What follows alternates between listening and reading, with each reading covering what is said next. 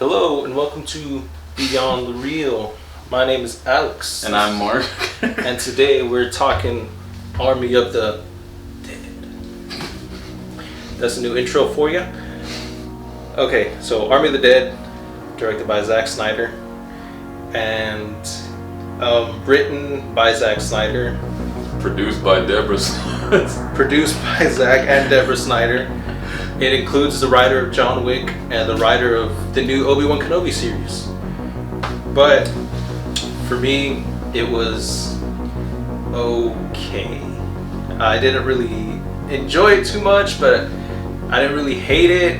But a lot of the stuff that I didn't like was kind of nitpicky. So, for me, I told Alex for a Netflix film, I thought this was pretty good, but it's kind of like, for me, it was just an average film, and it could have been a lot better because there was a lot of just dumb things in the movie, but we'll get into that in a minute.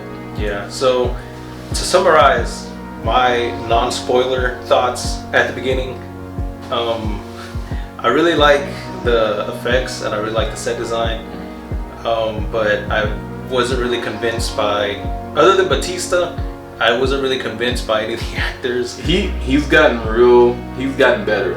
Yeah, for sure. Like really good. Yeah, and I like that in this film, like, most people are gonna know him for playing Drax, who's like this goofball, but seeing him like in this film, you know, be a lot more serious, I really enjoyed that. Even though he's done that already, but you know, I still enjoyed that. And then I like that they jumbled the two ideas of a zombie movie and a heist movie like together. I thought that was an interesting mix, with okay results, but for the most part, that's my non-spoiler review. Okay. And well, for me, I thought Batista was really the standout of the film. I have to applaud his acting. It was great. Same thing, it was good to mix in the zombies and the heist, and I like that there was different types of zombies. I wish they got into more, you know, of like the rain zombies we never got into. But yeah, I mean, it was a good film. All right, so now heading into spoiler territory. Well, I feel this is my first, probably the most obvious nitpick was the music. I didn't really enjoy some of these weird song choices, like Bad Moon Rising, Viva Las Vegas. I love both of those songs, but I really did not enjoy that they chose these weird covers instead of the original songs. But however, you know, this is, I guess it kind of fit the story scene that was going on behind it. But since I'm on that subject, you know, this movie does look good, which is expected from a Zack Snyder film, especially with him being director of photography. There's a lot of gorgeous imagery in this. Yeah. Even like something small, like one that comes to mind is whenever Batista goes to recruit, I think her name is Gloria? I forget her name, but the second in command? Yeah. Right? Yeah. So whenever he goes to recruit her, you know, she's like working like as a mechanic, and then he shows up, and then like the next cut scene is like them in essentially a junkyard, but just the way that it's not even focusing on them, they're in the back, like, and it's blurry, but you see like this nice good shot of like this car, and then it slowly like transitions and it goes around to them and they become like a clear image. Yeah. Like stuff like that, which most people probably won't even pay attention to, just or detail. But yeah, stuff like that I liked, and you know, that's one thing that comes to mind in terms of like gorgeous imagery. But yeah, good effects. The makeup on the zombies was pretty good. There's a lot of blood, like in the mouth, and they have visible wounds. Yeah, which is another cool thing. Rotting skin, and of course, when the guns start blazing, there's a lot of action, and the action is great. I think another good shot is when the tiger gets on top of the car, and I really like that. And then the other one is when the alpha zombie is on the horse, and all the zombies are surrounding him. He's by the Mount Olympus. I think it's Zeus. Yeah. By the Zeus statue, and it just looks awesome. Zack Snyder has always been good at that, and there wasn't as much slow mo in here as I thought there was gonna be. Yeah. Yeah. But yeah. So moving along, this film also introduced a lot of interesting, different ideas that I really wish they would have followed up on, such as like Mark said, the rain zombies. That is probably one of the first things we see when they go into the city. Yeah. The weird hibernating zombies. There's one that's a cyborg maybe, and I wish we could have got some more of that. And another thing that was kind of funny, which also made me think a lot, was whenever they get to the vault and they're talking about how like maybe the bodies that are there are them from a different timeline where they failed and they're like in a time loop and they have to repeat the same events. And like it kind of made me think, because it shows the bodies and they're literally wearing what the characters are wearing. And like they even like come back to show you, like, because like they show the first one and like it's the body vest with a red bandana and it cuts to Batista, and then like it shows the Hawaiian shirt that the pilot was wearing, and I was like, I feel like maybe they're trying to tell us something, but they never followed up on it, so I guess not. But the smart zombies, that's an interesting idea, which you've seen zombie films before. Like, it's not a new idea, but each film that does that, spins it on its head. Yeah. And this one kind of does too, because like they're a community, and the Alpha, Patient Zero, whatever, they all answer to him, and he has like a queen and they answer to her, and like depending on the cry that they do is like how they control them. So I thought that was interesting. They have rules that I actually, as soon as they go in there, they have to sacrifice somebody basically, so they can, that's their offering, so they can go in there and do what they need to do and get out. So I actually like that too. Yeah, there's a lot of interesting ideas that this film introduces, but they're not all followed up upon, but some of the ones that were, I thought was more interesting. Now that how you said like the time loop thing, what if that's actually a Scorpion? I can't remember his name, but the actor that plays Scorpion. What if like the government is trying to, what is it? They're trying to experiment on certain things, like putting in those robot zombies and trying to see how people do with it. I don't know. It's now that you think. Now I'm just thinking more about all that. Because I mean, like this film pretty much tells you that no idea is too far out there. Yeah. From like watching it. So I mean, it could be, because I mean, why are there so many different zombie types of, like, they started out with only one, which was the guy that they had in the container in the military. Yeah, the Alpha. Yeah, the Alpha. So they assumingly all came from him. So how's it that they were able to get like all these different types? So maybe. Yeah, that is. Yeah. How did they get all the different types of zombies? Yeah. Because they won't. Clearly from him, if he bites somebody, they become, one of the smart ones like he is. Yep. So then, how do all the other ones? Yeah. But yeah, there's that. But then there's also like a lot of the things that I found kind of dumb, were the whole time thing, because I thought the ticking time bomb, the ticking time clock that is going on throughout the film, because the Vegas is gonna get nuked. I liked it. I was like, okay, this will add some tension, but No. personally for me, I didn't feel it was there. It was like an anime. An anime, for some reason, you say that it's 10 minutes, it ends up like an hour for some reason. It felt like they had so much time to do everything they needed to do. Go get the daughter, everything. But, I mean, Because, like, if I remember, like, they were supposed to have 24 hours, I believe. Like, from the time they went in the city. Yeah. I think they were supposed to have 24 hours. And then, like, literally, you don't see any indication that a lot of time has passed. Like, you don't, I mean, this could be nitpicky, but whatever. Like, you don't see the sunset, sunrise, nothing until the very end. Yeah. But even then, like, the biggest strike for me on this was at the end, whenever they get into the helicopter, when he's looking for his daughter, who I absolutely hated, was just like, we have 9 minutes. So you have 9 minutes to get from this building to that building. Go in the building, look for her because you don't even know where she's at. She could be at the bottom for all you know. Find your way all the way back up, get back on said helicopter, and then fly out of the city, out of the range of the nuke. I was like, oh, that's like, if you would have had it like at 30, okay, but 9? Yeah, it's believable when it was probably be at 30 minutes. Yeah. Not 9 minutes.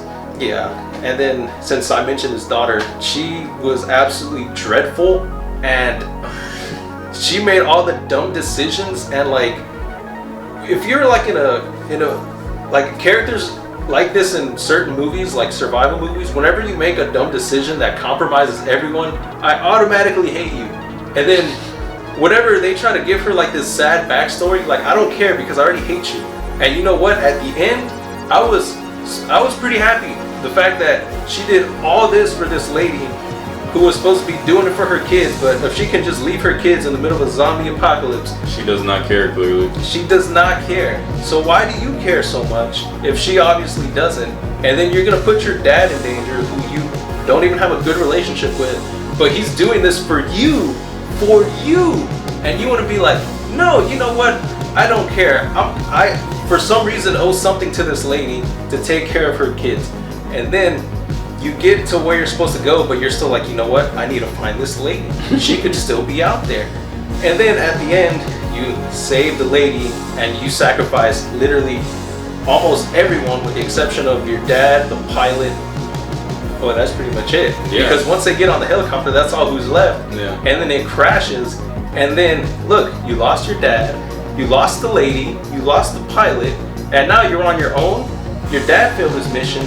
You failed your mission because the lady's dead. Y'all don't even have any money that you were supposed to be doing this for in the first place. Like, I was so, like, I was about to scream at, well, I watched it on the tablet, so I was going to scream at my tablet, but I was like, it's not worth it. I don't think she was that bad. I think she was awful. I mean, you can agree with me, disagree with me, she was awful. And I don't even think that the actress was that good, I think. But at the same time, you know, was she told to do it that way? Was it just the way she was written? Yeah. I don't know, but I think a lot of the characters were like that. There were some that had a lot of shine, and there were some that didn't. Like what's his name? What's his name? Vanderbilt? Oh yeah, Vanderbilt. Vanderbilt. Yeah. So him, they made him seem so important for some reason. And you never get to see him use that chainsaw. You only get to see him use it in the beginning, and that's it. He gets it, he digs it out, and you never see him use it in the movie at all. They only use it to cut a wall, and that's it. That was one of the parts I thought was weird. I don't know if they mixed up a scene or something, but the girl that you hate, she climbed the ladder and she put a dead hand. Oh yeah, remember that? Yeah. And then when they go back, it's not there anymore. At least, well, when the guy goes back up there before he locks them in, it's not there anymore. Yes. So I thought that was weird that the body was just moved. I mean, I guess it could happen. A zombie hits it, maybe it goes away. But there were some characters like Coyote. I really did like Coyote. Oh yeah, I liked her too. She was fun, and I like that there is usually a survivor that knows what they're doing, and messing with zombies and everything. And I hate the fact that she ended up dying. I thought she was actually gonna become the queen, the next queen. Yeah, that's what I figured too. I was hoping that's what it was gonna be, but it did. I guess you don't see her die, but we just assumed that she ended up being killed by the Alpha. At the beginning, there was a scene too where when they first learn about the Alpha, he comes out of the safe. Yeah. With the army, they're dealing with him, and the Alpha kills everybody except 2 guys. There was a car that was perfectly working. It was not messed up. There was nothing wrong with it. They decided to run on foot, then drive away. I thought that was dumb. That was a waste of time. And there was the girl that was with, I think it was with Mikey Guzman. Yeah. I can't remember her name though, but she was awesome. I liked her too. I really like her because she knew how to handle herself in that situation. I thought she was dead after the door was locked by that idiot. I can't. And then, oh yeah, I don't remember. Yeah, I didn't remember his name. But also to add to her badassness, like at the beginning, they're like, "Who's never killed a zombie?" And she's one of the people who raises her hand. And for her to not know, to never done that before, just pull out that. Yeah, she handled her business. when I thought she was dead, she ended up jumping out of the window. Oh, that's the part hit. But she jumped out of the window. She was still killing zombies, and no one decided to help her out and shoot all the zombies around her. Even her friend Mikey decided, let me just look at her for a nice touching moment, and then she just ended up dying. I was like, oh my god, that was the most dumbest thing. But I just don't understand why she pulled a Count Dooku. Because like, seriously, like she could have just like been like, hey, that fool locked me in here. He's against us, but she decides to not say anything. Not say anything. He was right there. Yeah. They were looking at each other. She could have said it, and then they could have started questioning him about it, which Coyote ended up started doing. She wasn't even there, anyways, to know that what she did. But to be fair, I think that was probably like my favorite like action scene was that one. That one, and probably the one when they're at the end when they're leaving the casino and it's just Batista, Coyote, and Guzman. Yeah. Like I thought that was pretty cool. Yeah, like the silent, the sleeping zombies. Like I really like that idea because I feel like it adds some tension. It adds that, and as she was going through it, you know that the plates and everything are gonna fall because the zombie's hand's gonna knock it over. Yeah. But you're hoping, you're just bracing for it, and when it happens, she's a survivor, even though she never killed a zombie. Yeah. So that was awesome. She was handling her business for sure. Yeah. But yeah, like that was pretty awesome. I like the way it was shot. I like the way that like it's mostly in darkness and like her like I like that she wasn't just like guns blazing, like she was trying to be strategic about it. Like she was like, oh, I know I can't make noise, so she stabs them and like helps them fall so they don't make that thud. So I thought that was cool. And then also it was kind of dumb, but I also really like that last shot of her whenever Guzman shoots her. Well, he doesn't shoot her. He shoots like the little the gas. Her gas tank, and like you see like the little bullets sizzle through the plastic. I was like, that looks awesome. Yeah. And then it just blows up. I was like, oh. Did they kill the tiger? I don't think they killed the tiger. No. So the tiger's still roaming. Oh no, it got nuked. Did it? Oh well, yeah, it got nuked. Yeah. But that guy that you're talking about. I mean, it was kind of obvious what that guy's role was gonna be. I was hoping it wasn't gonna be that because that always. Like those are the kind of things I don't like, the little cliche type things. The guy sends the other guy in, they have a different agenda, just kill everybody and come back. And if he gets the money too, he gets the money. You never know what could happen. But I hate that kind of character. Yeah. I never like it. But yeah, also like that. I hate it too, but also like I feel like that kind of threw a wrench in the work of the plot because it's like, well, he hired them to go in and get the money, but then why not just hire them to get the head? Exactly. Why not hire them to get the alpha? Hire them to get the queen. Yeah. Whatever, something. And they did it they did it freaking easy. They could have been in and out. Then there won't be a movie. But I mean, I'm sure they could have figured it out some type of way. And then I'm just curious as to like the whole like the whole purpose of him getting the head was that they're gonna try to make them they were trying to weaponize him. And I was like, okay, but really? They make America look stupid when they try to do these kind of things. The same thing with Alien, the same thing with Resident Evil. They always try to go in and get some type of species and work on it on Earth, and they screw everything up. Yep. And it's just like one city's enough, just leave. That's destroyed, leave it alone. Mm-hmm. Don't try to bring it everywhere else. Clearly, if there is a sequel to it, I guess Utah, or he was in Mexico. He was going to Mexico. Yeah, so I guess Mexico's gonna get messed up next. That's the sequel to the next one. Yeah, so like I don't know, surprisingly, they did a good job with I forget her name, but the pilot. Cause like when they introduce a character, just there smoking next to a thing you're not supposed to smoke to, and glasses on, shirt open, I don't care, I'm a cool guy. I was like, I'm gonna hate this character. But surprisingly I didn't. I thought the pilot was hilarious. Yeah. And I think the pilot was a very interesting addition, especially because of what happened to, I forget the guy's name, Chris DiStefano, how he had to be replaced. Like I didn't notice at all. Like I did not think that they cut that character into the scene like weirdly. Like no, I couldn't tell. So I was like, okay, that works for me. And I like that Theo Rossi was in here from Sons of Anarchy. He was the cop. I was actually glad to see him in there. That was fun. I never take him serious. For some reason, all his roles I don't take serious. He has that face like I just can't. Like in Sons, I could buy that, but everything else I can't. I just can't. But it was cool that he was in here. I'm glad he actually got something else. I wanted to. Oh, the locksmith. Oh, I liked him too. Yeah, that was probably one of my favorite characters besides Batista. And Vander, he probably would have been one of my other ones, but he didn't do nothing. So it's just when he fought the Alpha, you know, head to head, I thought he was gonna beat the Alpha or at least damage him a bit. He didn't do nothing. He had muscles for no reason.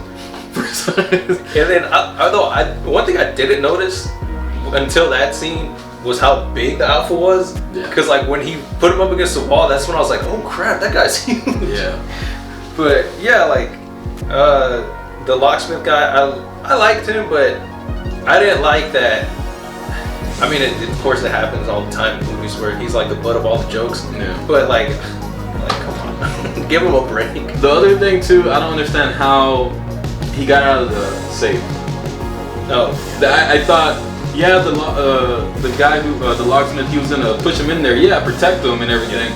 But how's he gonna get out? Yeah. That's what I mean. Maybe the nuke loosen it up a bit. I don't know, but I mean, I don't think nukes can do that. So I don't know. I mean, That's some good metal on that. We'll just write it off as movie magic. Yeah. But I mean, that's my other thing. Like, I feel that the movie should have ended right there with him getting out of the safe. You know, just seeing the city in ruins. Like, he's got his money. That to me, that would have been enough. Because I mean, it was a good shot too. Yeah. So like that could have just ended right there. But because I feel like everything after that with him was kind of unnecessary. he stole a car. You don't even know people live there. Yeah, he stole a car, goes to a whole other state, gets on an airplane, and then he just like, it's not till he's about to land where he's like, oh man, he got bitten. Yeah. Which is another thing that kind of confused me, because at the beginning the military guy gets bit, and then like he transforms like in 5-10 seconds. But when Batista gets bit, it takes him like, the helicopter crashes, he has a whole conversation with his daughter, and then he turns, and that guy, you could assume, got bit when he was fighting the Alpha. Yeah, or around that time frame, and he can survive in a safe for who knows how long. Yeah. Walk for who knows how long. Drive from one state to another, and God knows how long. Get on a plane from Utah to Mexico City, which 3-4 hour flight, I don't know. And then it's not till he's about to land where he finally starts like, come on, like what? Get your time frame, or explain it, like, because it is movie magic. Movie magic. That's what it is. That's what it is. But yeah, I think that's pretty much it. Yeah, I think that covers a lot of it, at least. Yeah, we were all over the place, but yeah. Whatever. But for, like I said, for a Netflix movie, it's pretty good. I really did enjoy it, and I wouldn't mind, you know, if Zack did the second one or does a trilogy of it. I hope it makes sense later on, you know, if we see what happens with the robot zombies or whatever.